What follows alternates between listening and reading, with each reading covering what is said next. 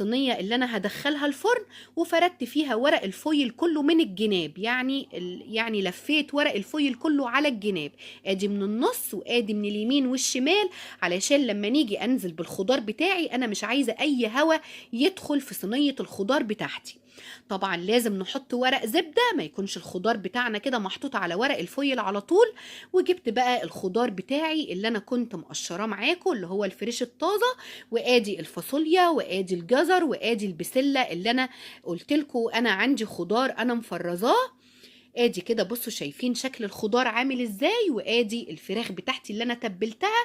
هشيل بقى كده الوراك كده اركنها على جنب، وهاخد بقى الخلطة بتاعة البصل والفلفل الالوان والتوابل والملح والفلفل، هنزل بقى كده على الخضار بتاعي كله بالخلطة دي، وهبدأ كده ادعك الخضار بتاعي مع التتبيلة بتاعة الفراخ.